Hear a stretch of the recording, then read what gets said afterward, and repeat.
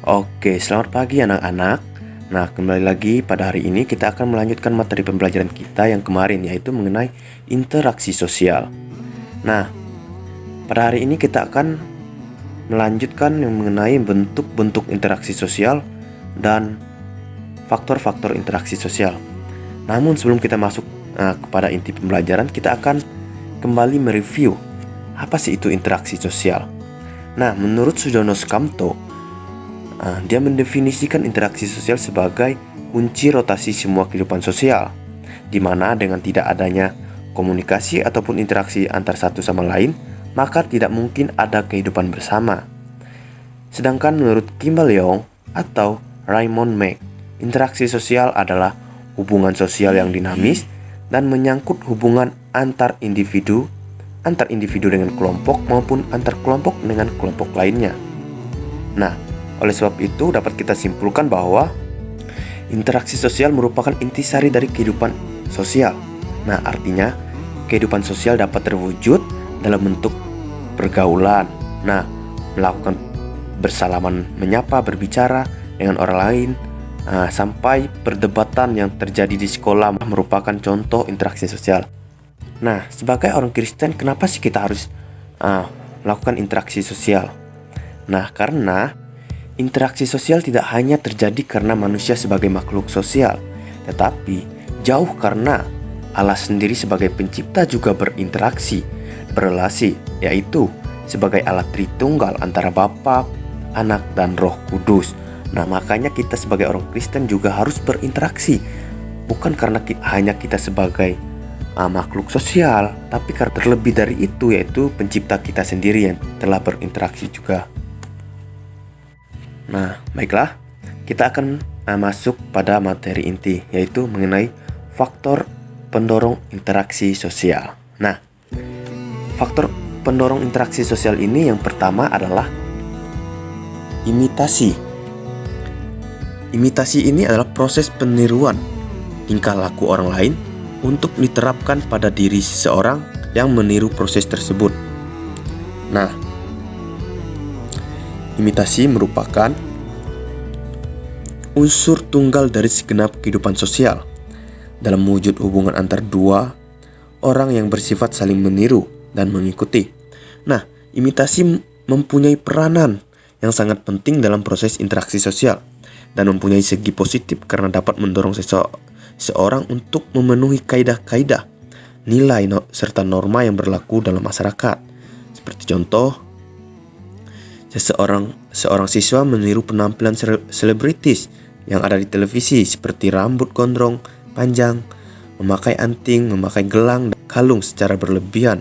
Tindakan seperti ini dapat mengandung reaksi dari masyarakat dan menilai penampilan itu sebagai urakan ataupun tidak sopan. Nah, contoh sisi positifnya, misalnya seorang balita mulai mengucapkan kata-kata yang diajari ayah atau ibunya. Begitu.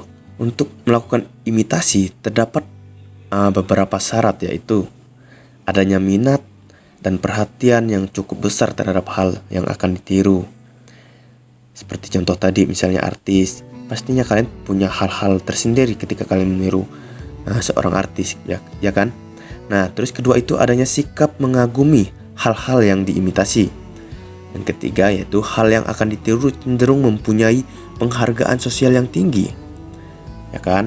Gak mungkin kalian meniru satu hal yang tidak memiliki nilai, atau ya kalian tidak tertarik, gak mungkin kalian meniru kan, ya kayak ya gitu kan. Oke, lanjut. Yang kedua adalah sugesti. Sugesti merupakan suatu proses yang menjadikan seseorang individu menerima suatu cara atau tingkah laku dari orang lain tanpa kritik yang terlebih dahulu. Akibatnya, pihak yang mempengaruhi akan tergerak mengikuti pandangan itu dan menerimanya secara sadar atau tidak sadar tanpa pikir panjang. Nah, misalnya seorang siswa bolos sekolah karena diajak teman bermain. Tanpa diamati manfaatnya, ajakan tersebut diterima dan dilaksanakan. Atau contoh lain yaitu kelompok mayoritas yang mempengaruhi kelompok minoritas. Nah, yang ketiga adalah identifikasi. Apa sih itu identifikasi? Identifikasi adalah kecenderungan dalam diri seseorang untuk menjadi sama dengan orang lain. Nah, identifikasi ini merupakan bentuk lebih lanjut dari proses imitasi dan proses sugesti yang mempengaruhi cukup kuat orang lain yang menjadi sasaran identifikasi, dinamakan idola. Nah, contohnya seorang remaja yang mengidentifikasikan dirinya dengan seorang penyanyi terkenal yang ia kagumi. Kemudian, ia akan berusaha mengubah semua penampilan dirinya agar sama dengan penyanyi idolanya. Nah, mulai dari model rambut, pakaian, gaya bicara, bahkan sampai makanan kesukaannya.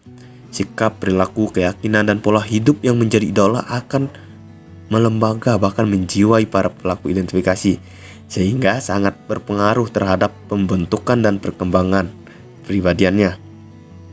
Nah, jadi sudah tahu kan apa sih itu perbedaan imitasi dan identifikasi. Nah, identifikasi ini tadi lanjutan dari imitasi, artinya lebih parah dari imitasi gitu ya kan.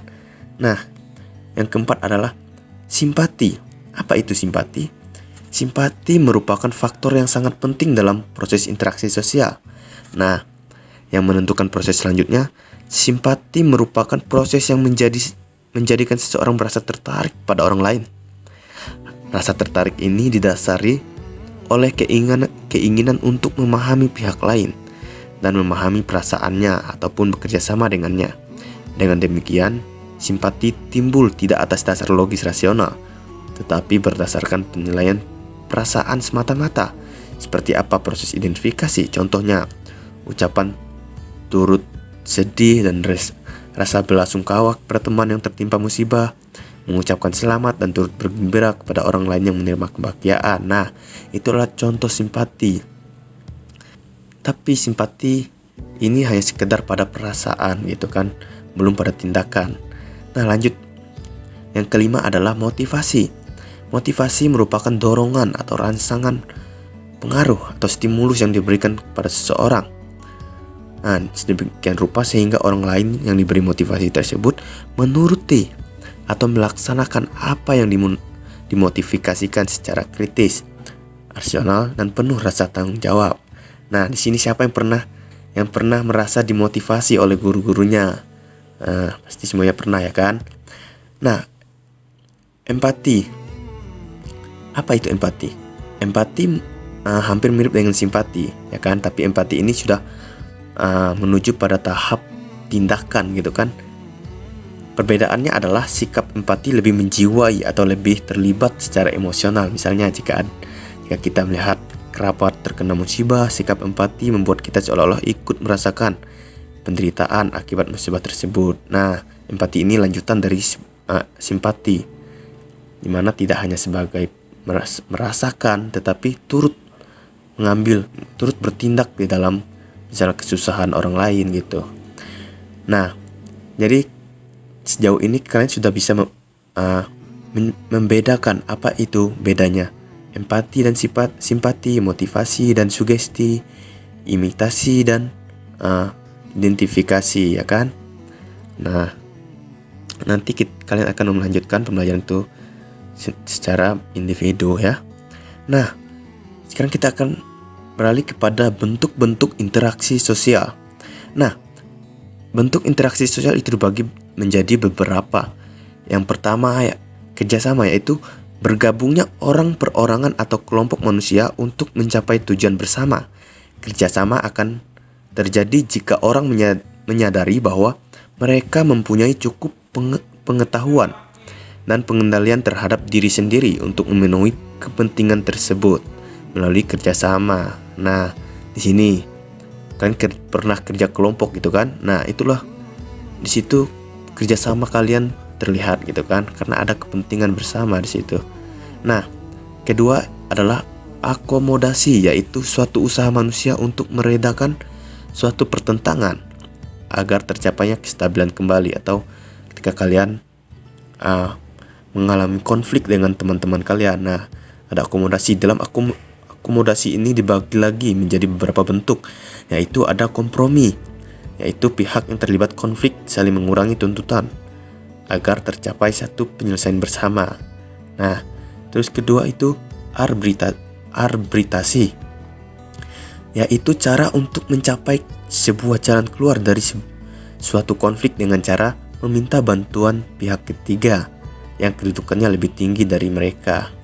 Atau mediasi, yaitu cara penyelesaian konflik dengan jalan meminta bantuan pihak ketiga yang netral. Nah, atau konsiliasi. Konsiliasi yaitu suatu usaha untuk mempertemukan keinginan-keinginan pihak yang bertikai untuk mencapai persetujuan bersama. Yang terakhir adalah toleransi, yaitu suatu bentuk akomodasi tanpa asalnya persetujuan formal dalam wujud saling menghargai dan menghormati. Dan masih banyak bentuk-bentuk lainnya. Ada koersi, ada melalui jalur hukum, dan lain-lainnya. Yang ketiga adalah asimilasi. Asimilasi ini adalah suatu proses sosial yang ditandai dengan adanya usaha untuk mengurangi perbedaan yang terdapat di antara individu dan atau kelompok, serta usaha mementingkan tujuan bersama. Yang keempat adalah alkulturasi. Nah, menurut Konjonigrat, alkulturasi terjadi apabila suatu kelompok manusia dengan kebudayaan tertentu dihadapkan dengan unsur-unsur kebudayaan asing yang lama-kelamaan masyarakat akan menerima dan mengolah kebudayaan tersebut di dalam kebudayaannya sendiri tanpa menyebabkan hilangnya kebudayaan lama atau kepribadian suatu kebudayaan itu sendiri, ya gitu. Nah, itu adalah materi pembelajaran kita pada hari ini. Selanjutnya kalian akan lebih memahami ini ketika kalian akan mengerjakan tugas bersama kelompok-kelompok kalian nanti. Dalam sebuah artikel tersebut, nah ada beberapa pertanyaan. Kalian akan mengerjakan dalam bentuk Word. Nah, di situ kalian akan berusaha untuk berpikir kritis atau melihat apa sih itu asimilasi, apa itu akulturasi gitu kan. Nah, sebelum kalian pada kelompok, kalian akan mengerjakan satu buah Google Form. Nanti di situ ada beberapa pertanyaan sebagai feedback dari pembelajaran yang kalian pelajari dari video ini. Nah, untuk selanjutnya kalian boleh kembali ke ruang diskusi. Selamat beraktivitas dan selamat bekerja. Tuhan Yesus memberkati.